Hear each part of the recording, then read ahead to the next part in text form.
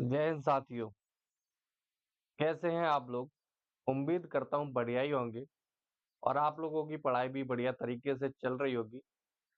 जैसा कि हमने आप लोगों को बताया था कि यूपीएसआई का जो हमारा की सब्जेक्ट है हिंदी, उसकी हम क्लासेस जल्दी शुरू करने वाले हैं।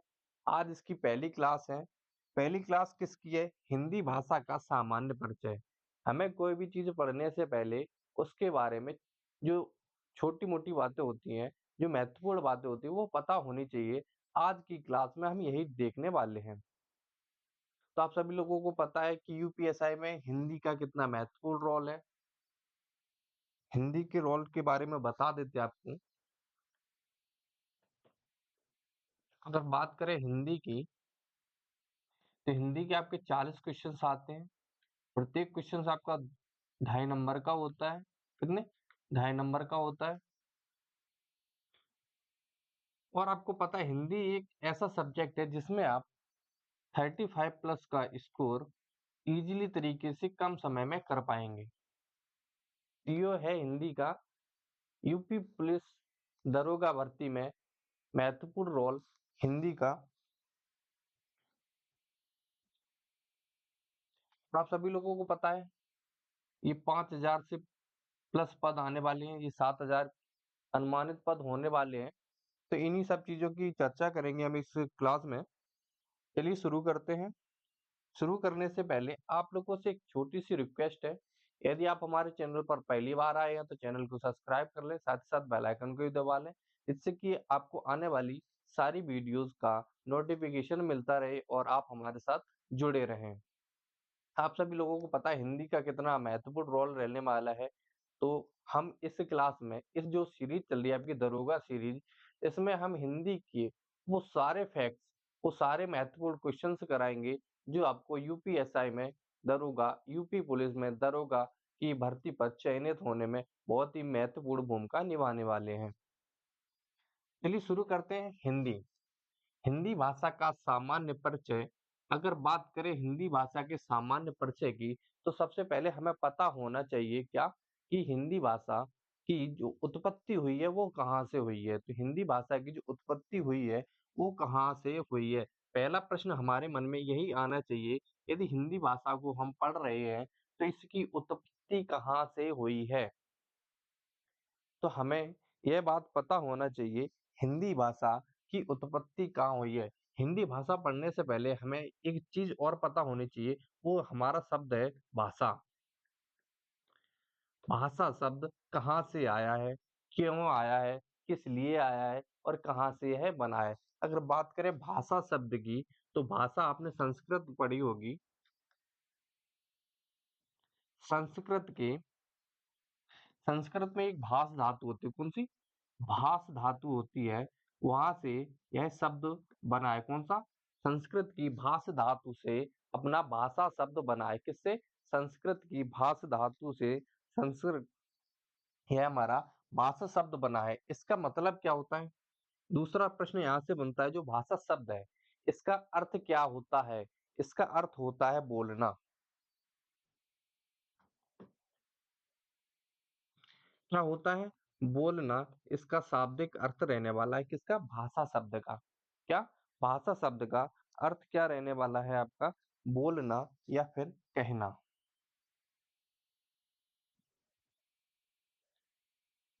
क्या? बोलना या फिर कहना, इसका शाब्दिक अर्थ रहने वाला है। यहाँ तक चीजें आपको क्लियर हो गई, तो फिर आगे बढ़ते हैं।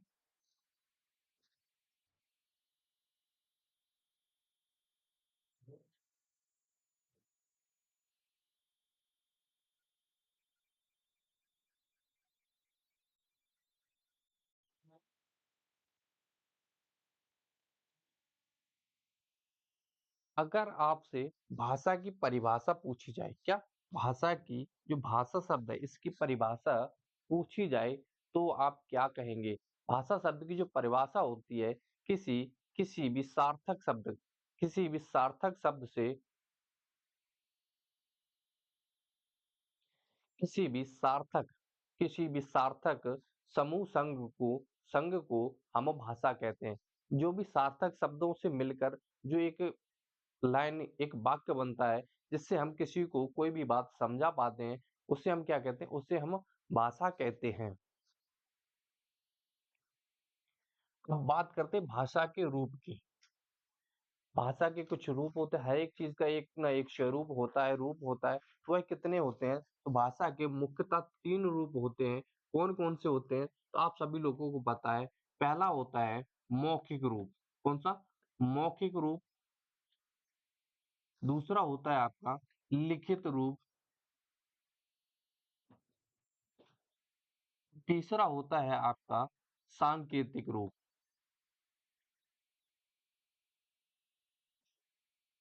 अब आप लोगों के मन में एक सवाल आ रहा होगा कि सर हमने 2 रूप तो पढ़े थे, मौखिक और लिखित, लेकिन ये सांकेतिक रूप कौन-सा होता है?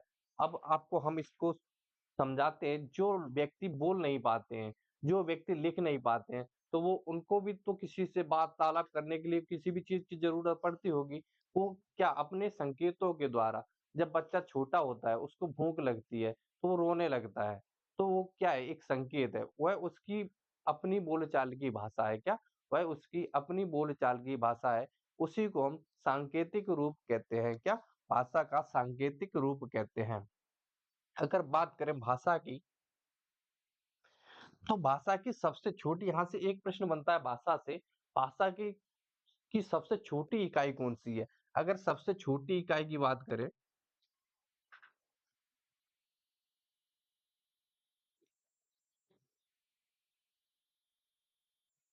भाषा की सबसे छोटी इकाई की बात करें, तो वहीं पे आपकी अगर मौखिक रूप है, मौखिक रूप में ध्वनि होती है क्या? ध्वनि होती है भाषा की सबसे छोटी इकाई, क्या ध्वनि होती है। अगर उसी को ध्वनि को लिख दिया जाए, जैसे हमने बोला आ, एक ध्वनि है, अगर हम इसे लिख दें, यदि हम इसे लिख दें, तो वह बन जाता है वर्ण। वर्ण भी भाषा की छोटी इकाई आती है। तो यदि आपको 2 ऑप्शन यहाँ से क्वेश्चन में एक ही ऑप्शन दिया जाएगा, यदि ध्वनि दिया जाएगा, तो आपको वर्ण नहीं दिया जाएगा, वर्ण दिया जाएगा, तो आपको ध्वनि नहीं दिया जाएगा। तो यहाँ से आपका एक प्रश्न क्लियर होता है, जो एक बार नहीं हज़ारों बार आपको पेपर में देखने को मिला है कि भाषा की सबसे छोटी इकाई कौन-सी है? तो ध्वनि या वर्ण या फिर अक्षर बोला जाता है। या क्या? या फिर अक्षर बोला जाता है। जब वो बात करें ध्वनि, ध्वनि बोलते हैं हम उसे ध्वनि कहते हैं। यदि उसी को लिख दें तो वर्ण कहते हैं। और वर्ण जब 2 से अधिक वर्ण मिलकर किसी शब्द का निर्माण करते हैं तो उसे हम शब्द कहते हैं। क्या? शब्द कहते हैं। अब जैसे क्या है? का, हमने बोला का,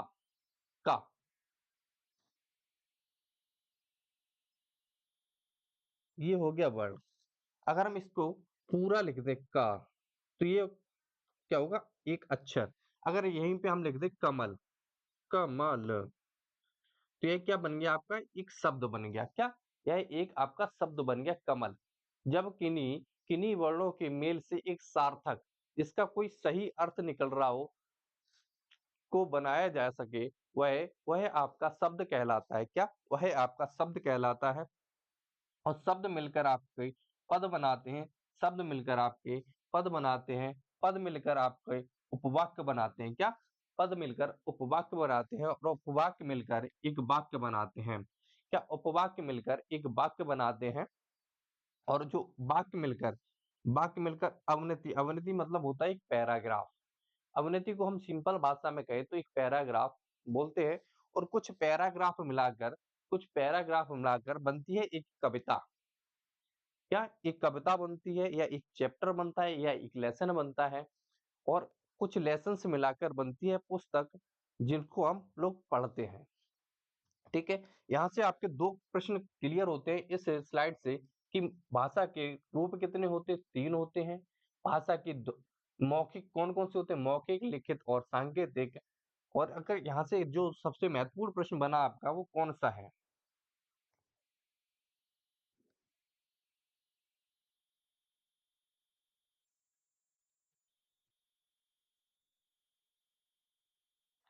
सबसे छोटी इकाई।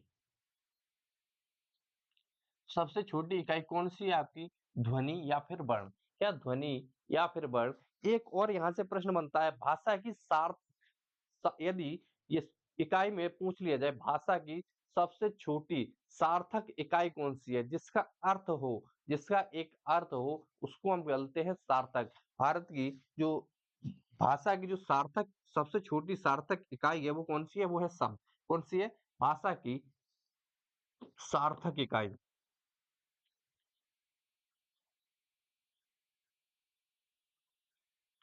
सार्थक इकाई कौन सी है? वो है आपकी शब्द। क्या है? शब्द। अगर बात करें वाक्य, वाक्य अब हमने पढ़ा था जब तक वाक्य पूरा नहीं होगा तब तक वह हम उससे किसी को समझा नहीं सकते। जैसे बोला जाए मोहन, मोहन हम क्या बोल सकते हैं? मोहन एक नाम होता है लेकिन इससे हम किसी को समझा नहीं पा रहे कि मोहन क्या कर रहा है। अगर बोले मोहन पढ़ रहा है, यह एक वाक्य है, मोहन एक पढ़ रहा है, तो इससे हम सामने वाले को बता सकते हैं कि मोहन पढ़ रहा है। यह एक पूरा वाक्य होता है। यदि हमें किसी को किसी भी चीज़ को समझाना है भाषा के स्वरूप में, तो हमें वाक्य का प्रयोग करना पड़ता है। तो वाक्य का कुछ ना कुछ अंग भी रहे होंगे। तो वाक्य की मुख्यतः 2 अंग होते हैं। कौन-कौन से होते हैं? पहला होता है उद्देश्य और होता है विधेय। क्या? पहला होता है उद्देश्य और दूसरा होता है विधेय। क्या? पहला होता है उद्देश्य और दूसरा होता है विधेय। अब समझ में आता है कि विधेय क्या होता है या फिर उद्देश्य क्या होता है? विधेय क्या होता है या फिर उद्देश्य क्या होता है?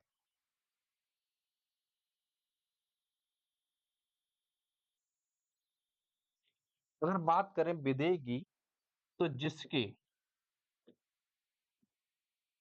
जिसके बारे में कुछ कहा जाए, वह हमारा उद्देश्य होता है। और अगर उद्देश्य के बारे में कुछ कहा जाए,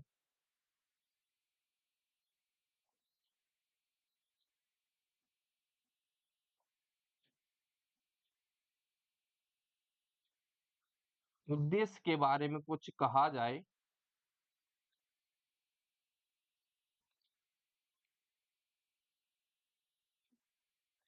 वह हमारा विधेय बन जाता है। इसको समझते हैं हम एग्जाम्पल से, उदाहरण से। यदि मानो मोहन पढ़ रहा है। अगर आपसे पूछा जाए कि इसमें उद्देश्य क्या है? उद्देश्य क्या है? किसके बारे में बताया जा रहा है? पढ़ाई के बारे में। कौन पढ़ रहा है? विधेय क्या है? मोहन। मोहन पढ़ रहा है। मोहन क्या कर रहा है? मोहन पढ़ रहा है। अब बात करते हैं हिंदी की। अगर पूछा जाए कि हिंदी जो भाषा है, हिंदी भाषा किस भाषा परिवार से आती है? हमें ये जब किसी से मिलते हैं तो हमें ये पता होना चाहिए वह किस परिवार का है। तो हमें यह पता होना चाहिए वह किस परिवार का है। चाहे भारोपीय परिवार का है। किसका? भारोपीय परिवार का है। अगर इसकी उत्पत्ति कहाँ से हुई है? इसकी उत्पत्ति कहाँ से हुई है? इसकी उत्पत्ति हुई है, संस्कृत में एक शब्द है सिंधु।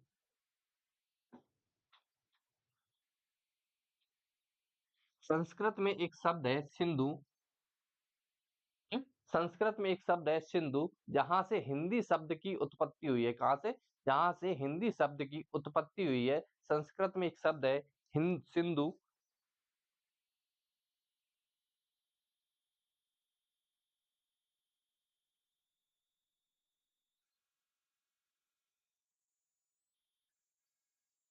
वो बात करते हैं हिंदी। हिंदी का पहला प्रयोग किसने किया था?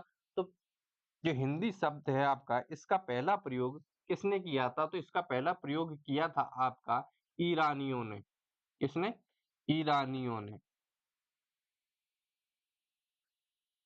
क्योंकि ईरानियों में सा को हा हा ईरानी भाषा में सा को हा से उच्चारण किया जाता है। इसीलिए इसको सिंधु की जगह हिंदू बोलते थे। क्या? सिंधु की जगह हिंदू बोलते थे। और यहीं से आपकी हिंदी भाषा की उत्पत्ति हुई है। क्योंकि हिंदू हिंदू से बना हिंदुस्तान, और हिंदुस्तान में बोली जाने वाली भाषा हिंदुस्तान में बोली जाने वाली भाषा बनी आपकी हिंदी। अगर बात करें हिंदी भाषा की जननी, हिंदी भाषा की जननी कौन-सी है? तो इसको समझने से पहले हम कुछ चीज़ें आप लोगों के सामने बताना चाहेंगे कि हिंदी भाषा बनी कैसे? सबसे पहले तो हमें पता होना चाहिए कि हिंदी भाषा बनी कैसे और कहाँ से आई? तो हिंदी भाषा बनने से पहले एक वैदिक संस्कृत थी, जो अपने पुराण थे, वेद थे, उनकी भाषा प्रमुख भाषा कौन-सी थी? तो वो थी आपकी वो थी आपकी वैदिक संस्कृत। कौन-सी? वैदिक संस्कृत। उसके बाद में इसका कुछ सरलतम रूप आया, इसमें आपके कुछ बदलाव हुए, तो वह बनी आपकी लौकिक संस्कृत। लोगों के बोलचाल की भाषा बनी आपकी लौकिक संस्कृत। वहीं उसके बाद में आती है आपकी जब ये सारी चीज़ें हुई, तो फिर उसके बाद में आए बौद्ध। कौन आए? कौन आए? बौद्ध। बौद्ध ने अपने जो उपदेश दिए थे वो किस भाषा में दिए थे? तो उन्होंने दिए थे अपने उपदेश पाली भाषा में। किसमें? पाली भाषा में। तो लौकिक संस्कृत से बनी वह पाली। पाली के बाद आए बौद्ध के बाद कौन आए? बौद्ध के बाद आए जैन। जैन मतलब कि मार्च। जैन जैनों ने किसमें अपने उपदेश दिए? तो उन्होंने दिए अपनी प्राकृत भाषा में। उसके बाद आए अपभ्रंश। प्राकृत भाषा किसमें परिवर्तित हुई? वो हुई अपभ्रंश में और अपभ्रंश के बाद आया आपका अपहठ। अपरह हिंदी का जो बिगड़ा हुआ स्वरूप था, क्या हिंदी का जो बिगड़ा हुआ स्वरूप था, वह बना आपका अपहठ। क्या? अपहठ बना और हिंदी के बाद आई आपकी प्राचीन हिंदी और उसके बाद में आया आपका आधुनिक हिंदी। अब वो बात कर रहे ते हैं जननी की, तो यह एक बिगड़ा हुआ स्वरूप था, इसलिए विद्वान इसको हिंदी की जननी नहीं मानते हैं। हिंदी की जननी फिर किसे मानते हैं? मानते हैं अपभ्रंश को।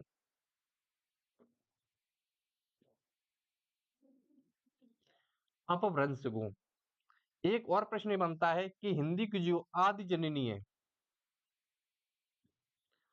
जननी है वो कौन-सी है? तो वो है आपकी संस्कृत। कौन-सी है? संस्कृत। आपके 2 प्रश्न यहाँ से क्लियर हुए। हिंदी की जननी कौन-सी है? अपभ्रंश। और हिंदी की आदि जननी कौन-सी है? तो वो है आपकी कौन-सी है? संस्कृत। आदि जननी कौन-सी है? संस्कृत। और जननी कौन-सी है? अपभ्रंश भाषा। अब बात करते हैं जो हिंदी है। हिंदी इसका आकृत मूलक क्या है? ये किस प्रकार की भाषा है? महत्वपूर्ण प्रश्न है यहाँ से। यह बहुत एग्जाम में पूछा गया है कि हिंदी जो भाषा है, यह आकृत मूलक में किस प्रकार की भाषा है? तो ये किस प्रकार की भाषा है? यह चीज़ आपको पता होनी चाहिए। बहुत ही महत्वपूर्ण चीज़ है यहाँ से कि यह किस प्रकार की भाषा है।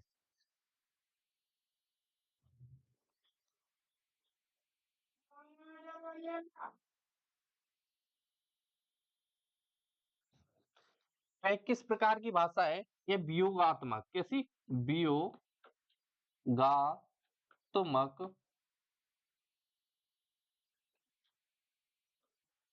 वियोगात्मक या विश्लिष्ट।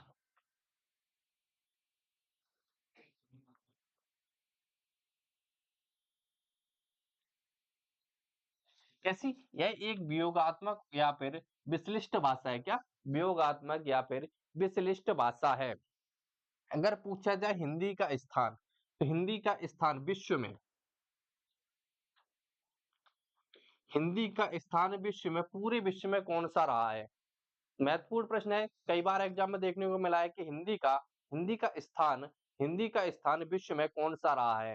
हिंदी का स्थान विश्व में कौन-सा रहा है? तो इसको समझने से पहले हम समझते हैं कि हिंदी से पहले भी कोई भाषाएँ रही होंगी, तो हिंदी का स्थान जो है वो आपका चौथा माना जाता है, कहीं-कहीं आपको तीसरा भी देखने को मिलेगा। कौन-सा? तीसरा भी देखने को मिलेगा। पहले नंबर पे आती है आपकी अंग्रेजी, पहले नंबर पर आती है आपकी अंग्रेजी, फिर आती है आपकी चीनी,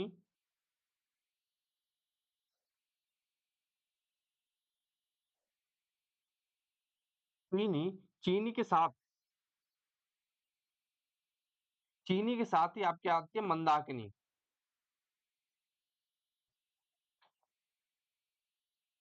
कौन-सी? मंदाकिनी।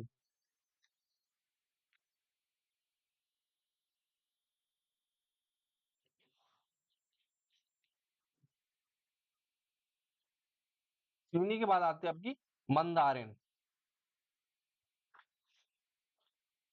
कौन सी? मंदारिन भाषा आती है, और ये दोनों को दूसरे स्थान पर माना जाता है, इसलिए जो हिंदी उसके बाद आती है आपकी हिंदी। उसके बाद आती है आपकी हिंदी।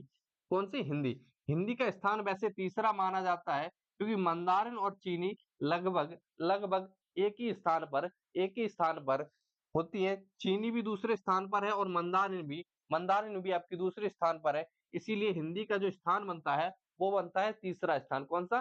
तीसरा स्थान बनता है। वीडियो कैसी लग रही है आपको कमेंट करके जरूर बताएं। यदि कोई भी क्वेरीज है तो आप कमेंट जरूर कीजिएगा। हम आपके कमेंट पर्सनली पढ़ते हैं और हर एक कमेंट का बिल्कुल सही सही जवाब देते हैं। और यदि आपको वीडियो पसंद आ रही हो तो वीडियो को लाइक कर रहे हैं, साथ साथ चैनल को भी सब्सक्राइब कर ले। और सबसे महत्वपूर्ण बात यह है कि यह सीरीज पूरी होने के बाद हिंदी को आपको कहीं से नहीं पढ़ना पड़ेगा। हिंदी को आपको कहीं से नहीं पढ़ना पड़ेगा। हिंदी में और एक्स्ट्रा टाइम देने की कोई जरूरत नहीं है। इसमें आपको चैप्टर के साथ साथ क्वेश्चन प्रैक्टिस भी कराई जाएगी। एक दिन आपका चैप्टर होगा, अगले दिन उस चैप्टर की क्वेश्चन प्रैक्टिस होगी, और क्वेश्चन थोड़े बहुत नहीं होंगे। मिनिमम 200 से प्लस क्वेश्चंस रहने वाले हैं हर एक सेट के, या हर एक चैप्टर के 200 से प्लस क्वेश्चंस रहने वाले हैं। इतने 200 से प्लस क्वेश्चंस रहने वाले हैं, तो आप लोग उस क्वेश्चंस की प्रैक्टिस के लिए जरूर आइएगा। चलते हैं आगे। अब बात करते हैं भाषा। राजभाषा के रूप में हिंदी। अगर हिंदी एक भाषा है, हिंदुस्तान में बोली जाती है, तो उसका कोई महत्व भी रहा होगा। हिंदुस्तान का कोई भी कानून बनता है वो किसके आधार पर बनता है? वो बनता है संविधान के आधार पर। तो संवैधानिक स्थिति क्या रही है हिंदी की, वो सारी चीजें एग्जाम में बहुत पूछी जाती हैं। उन सब की चर्चा करने वाले हैं इसमें। क्या हिंदी का स्वरूप। अगर बात करें हिंदी का राजभाषा, हिंदी को राजभाषा कब स्वीकार किया गया था? तो वो किया गया था आपका 14 सितंबर 14 सितंबर को आपको हिंदी को राजभाषा के रूप में चुना गया था।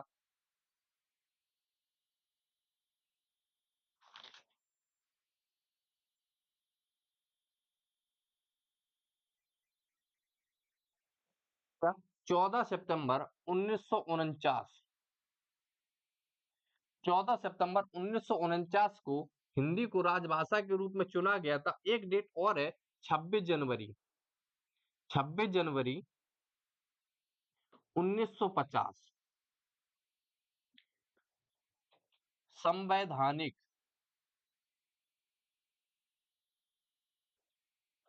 संवैधानिक दर्जा कब मिला? हिंदी को राजभाषा के रूप में चुना तो गया था, मान लिया गया था कि हिंदी को राजभाषा के रूप में स्वीकार किया जाएगा। वो कब किया गया था? वो किया गया था आपका 14 सितंबर 1949 को। लेकिन संवैधानिक दर्जा कब मिला? तो वो मिला आपका 26 जनवरी 1950 को। और आप सभी लोगों को पता है 14 सितंबर को ही 14 सितंबर को ही हम हिंदी हिंदी दिवस हिंदी दिवस के रूप में मनाते हैं। कब? हिंदी दिवस के रूप में कब मनाते हैं? तो 14 सितंबर को हम हिंदी दिवस के रूप में मनाते हैं। अगर बात की जाए राजभाषा की हो गई, अगर पूछा जाए कि जो राजभाषा है यह इस संविधान के किस भाग में है, तो इसका जो भाग रहने वाला है आपका 17। एक किसमें? भाग 17 में। इसके जो आर्टिकल है, अनुच्छेद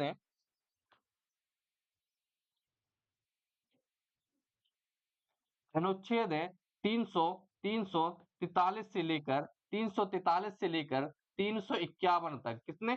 343 से लेकर 351 तक आपके इसके अनुच्छेद रहने वाले हैं। भाग कौन सा है? भाग आपका 17 रहने वाला है। भाग आपका 17 रहने वाला है। एक और चीज है कि अनुसूची कौन सी रहने वाली है। अनुसूची की बात करें, अनुसूची 8 रहने वाली है। कितनी? अनुसूची 8 रहने वाली है। कौन सी? अनुसूची 8 रहने वाली है। अनुसूची 8 में कुल कितनी भाषाओं का उल्लेख किया गया है? तो कुल 22 भाषाओं का उल्लेख किया गया है। पहले है 14 भाषाएं थी पहले है 14 भाषाएं थी। अब अनुसूची 8 में कुल कुल 22 भाषाएं। इन सारी चीजों को हम डिटेल से पढ़ेंगे। इन सारी चीजों को, जो संविधान है, पॉलिटी है, भारतीय संविधान में हम इन चीजों को बहुत डिटेल्स में पढ़ेंगे। एक एक अनुच्छेद, एक एक लाइन बहुत अच्छे तरीके से डिस्कस की जाएगी, तो आप लोग उसमें भी जुड़ना ना भूलिएगा, क्योंकि आपको पता है यूपीएसआई में यदि सिलेक्शन लेना है तो आपका हिंदी, पॉलिटी और मूल विधि, ये 3 सब्जेक्ट आपके बहुत अच्छे होने चाहिए, क्योंकि जो 2019 में पेपर हुआ था उसमें पॉलिटी और मूल विधि से 24 प्रश्न पूछे गए थे। केवल 2 टॉपिक से 24 प्रश्न बनना मामूली बात नहीं होती है। तो इन 2 टॉपिक पे हमें अच्छे से कमांड करनी है। तो ये सारी चीजें भी हम डिस्कस करेंगे आपको पॉलिटी की क्लास में। अगर बात करें वहीं लिपि की, जब हम किसी भाषा को बोलते हैं तो वो होगी मौखिक। जब हम उसको लिखित रूप देते हैं, लिखने का तरीका, लिपि क्या होती है? एक लिखने के तरीके को हम लिपि कहते हैं। क्या? लिखने के तरीके को हम क्या कहते हैं? लिपि कहते हैं। लिपि क्या होता है? लिखने का तरीका। लिखने का तरीका क्या कहलाता है? लिपि कहलाता है। लिपि भी, इसको भी कब अपनाया गया था? तो इसको भी हिंदी भाषा को राजभाषा के रूप में जब चुना गया था, तभी इसको भी, लिपि को भी अपनाया गया। तो लिपि कौन सी है? तो लिपि आपकी है देवनागरी।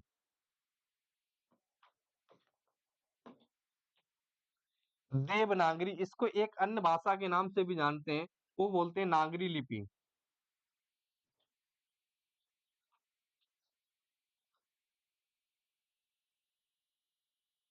इसको हम नागरी लिपि के नाम से भी जानते हैं। क्या? इसको हम नागरी लिपि के नाम से भी जानते हैं। बहुत ही महत्वपूर्ण प्रश्न बनता है कि हिंदी की लिपि कौन सी है? तो वह है देवनागरी लिपि। देवनागरी लिपि किससे संबंधित है, या इसकी जो आदि जननी है वो कौन सी है? देवनागरी लिपि की जो जननी है वो है ब्राह्मी लिपि।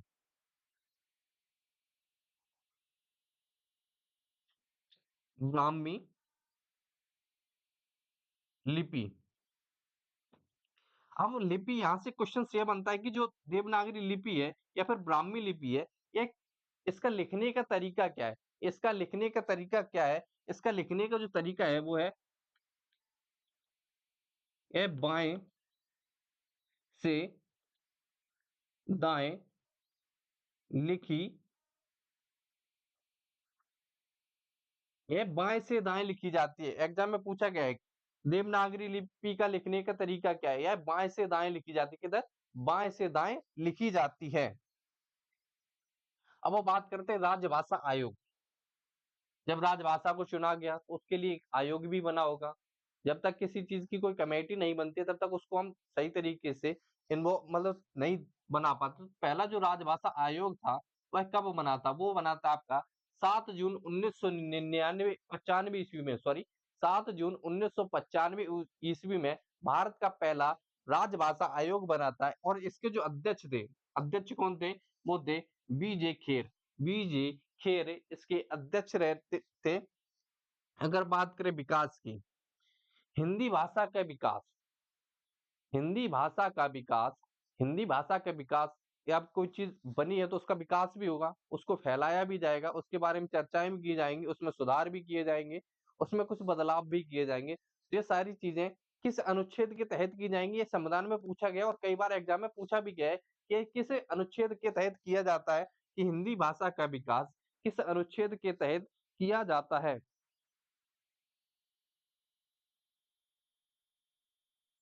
आप सभी लोगों को पता होना चाहिए कि जो संविधान है इसका अनुच्छेद है 351। अगर पूछा जाए कि हिंदी भाषा का विकास किस अनुच्छेद के तहत किया जाता है, भारत में बदलाव किए जाते हैं तो वो किस अनुच्छेद के तहत किए जाते हैं? तो वो किए जाते हैं आपके 351, अनुच्छेद 351 के तहत यह बदलाव किए जाते हैं। अगर वही पूछा जाए, अब वो भाषा को तो हम लोग समझ चुके हैं, तो इसको उपभाषाएं भी होती हैं। क्या? उपभाषाएं भी होती हैं। तो हिंदी में कुल कितनी उपभाषाएं हैं? तो 5 उपभाषाएं हैं, और उनकी कुछ बोलियां भी होगी। जो उपभाषाएं, उनमें कुछ बोलियां होती हैं, जैसे कन्नौजी हो गई, बुंदेली हो गई, मालवी हो गई, जयपुरिया हो गई। ये भाषाएं भाषाएं नहीं है, यह उपबोलियां हैं। क्या? यह उपबोलियां हैं। तो उपबोलियां कितनी हैं? तो उपबोलियां कितनी हैं? भारत में कुल कितनी उपबोलियां हैं? तो जो हिंदी भाषा है इसमें आपकी 5 उपभाषाएँ और 5 उपभाषा में कुल मिलाकर 17 उपबोलियाँ हैं।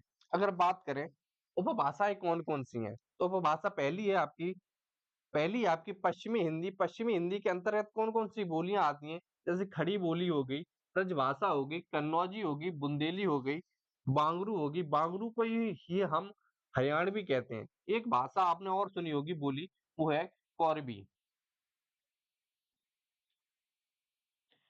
कोरबी एक भाषा है, एक बोली है, ये इसका जो खड़ी बोली है इसी का दूसरा नाम है क्या? इसी का दूसरा नाम है जिसे हम कोरबी भी कहते हैं। ब्रजभाषा का क्षेत्र क्या है?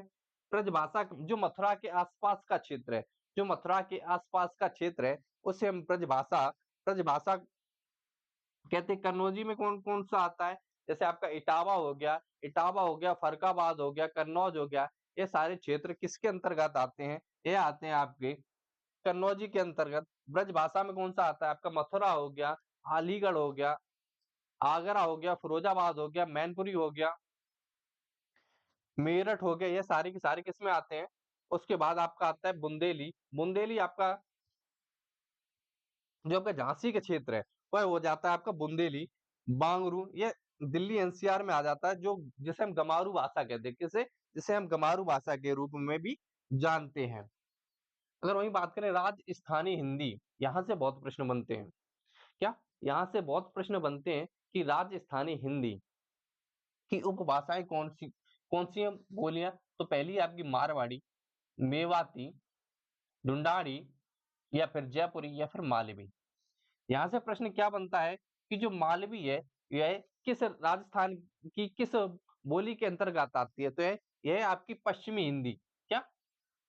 पश्चिमी राजस्थानी हिंदी के अंतर्गत आती है। मेवाती आपकी उत्तरी राजस्थानी हिंदी के अंतर्गत आती है। ढूंढानी आपकी या फिर जयपुरी। ढूंढानी का एक नाम जयपुरी भी है, जो आपकी पूर्वी राजस्थानी हिंदी के अंतर्गत आती है। मालवी की बात करें तो मालवी आपकी दक्षिणी दक्षिणी राजस्थानी हिंदी के अंतर्गत आती है। यहाँ तक क्लियर हुआ आपको? यहाँ तक क्लियर हुआ? हिंदी भाषा में कुल कितनी उपबोलियां हैं? तो हिंदी भाषा में कुल कुल कितनी उपभाषाएं हैं? पहला प्रश्न बनता है कुल कितनी उपभाषाएं हैं? आप सभी लोगों को पता है 5 उपभाषाएं हैं। कितनी? 5 उपभाषाएं हैं। कौन-कौन सी हैं? कौन-कौन सी हैं? फटाक से बताइए, कौन-कौन सी हैं? उसके बाद जो तीसरी है, वो है बिहारी हिंदी। बिहारी हिंदी के अंतर्गत आती है आपकी मगही, मैथिली और भोजपुरी। कौन-सी? मगही, मैथिली और भोजपुरी। अगर बात करें पूर्वी हिंदी की, तो अवधी, बघेली और छत्तीसगढ़ी। पहाड़ी हिंदी के अंतर्गत 2 आती हैं, गढ़वाली और कमाऊनी। कौन-सी? कुमाऊनी। उसके बाद हिंदी विश्व सम्मेलन, महत्वपूर्ण प्रश्न बनता है हिंदी विश्व सम्मेलन कब हुआ था? तो वो हुआ था आपका 10 जनवरी 1975 को। इसका सचिवालय कहाँ पर है? तो इसका सचिवालय है वो है मॉरिशस में।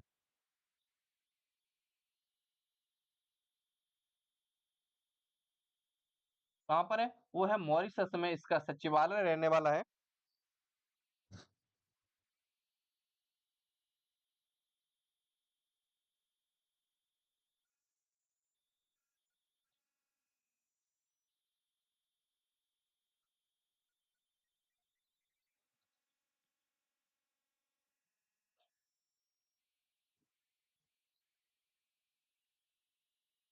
इसका सचिवालय कहाँ है? तो वो है मॉरिशस में। विश्व हिंदी विश्व सम्मेलन से 2 प्रश्न बनते हैं। एक पहला सचिव पहला जो सम्मेलन हुआ था वो कहाँ पर हुआ था? पहले और दूसरे हमें पता होने चाहिए और उसके बाद में हमें अंतिम पता होने चाहिए। क्या? अंतिम 2 पता होने चाहिए और पहले 2 पता होने चाहिए। अगर बात करें पहले की, तो पहला कब हुआ था? 1975 ईस्वी में। कहाँ पर? 1975 ईस्वी में। कहाँ पर हुआ था? मॉरिशस में। मॉरिशस में नहीं, यह होता आपका नागपुर, नागपुर भारत में। और वहीं आपका जो दूसरा हुआ था, दूसरा कहाँ पर हुआ था? वो आपका हुआ था मॉरिशस में। तीसरा भी क और जो आपका 11वां जो आपका 11वां हुआ था, जो 11वां हुआ था अंतिम लास्ट का दूसरा, वो दूसरा जो 11वां 2018 में हुआ था, वो भी कहाँ हुआ था? वो भी आपका मॉरिशस में हुआ था। और जो अंतिम हुआ है 12वां जो 2023 में हुआ है, वो कहाँ? नाडी फिजी में हुआ है। यहाँ नाडी फिजी में हुआ है। अब यहाँ से एक प्रश्न और बनता है, हिंदी विश्व हिंदी दिवस कब मनाया जाता है?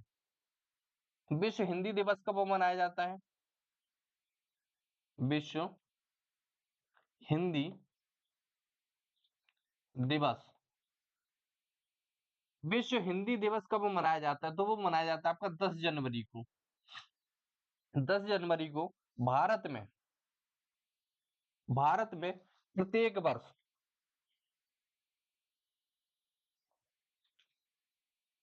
प्रत्येक वर्ष विश्व हिंदी दिवस मनाने की शुरुआत कब से हुई है? तो वो हुई है आपकी 2000 2006 से। कब? 2006 से।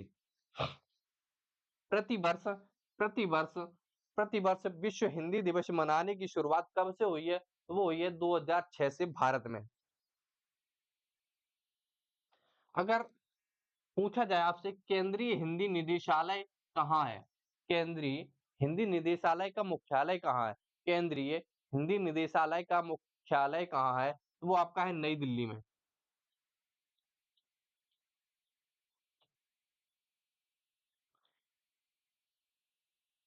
नई दिल्ली में। केंद्रीय हिंदी संस्थान का मुख्यालय कहाँ है? तो वो आपका आगरा में है। और अगर वहीं पूछा जाए कि भारत में सबसे ज्यादा बोली जाने वाली भाषा कौन सी है?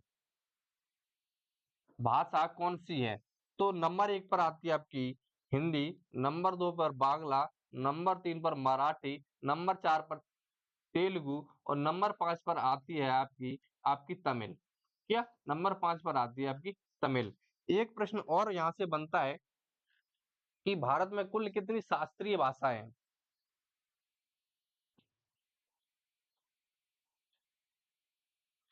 कुल कितनी शास्त्रीय भाषाएं हैं? इसका जवाब आपको कमेंट में देना है। क्या? इसका जवाब आपको कमेंट में देना है। कौन कौन सी हैं वह भी आपको कमेंट में ही लिखना है। मिलते हैं कल आपको एक नए टॉपिक के साथ। तब तक के लिए जय हिंद। वीडियो आप लोगों को कैसी लगी कमेंट करके जरूर बताइएगा। आपकी कोई क्वेरीज है उसको जरूर लिखिएगा। हम आपके पर्सनली कमेंट पढ़कर उसका सही सही आपको जवाब देंगे।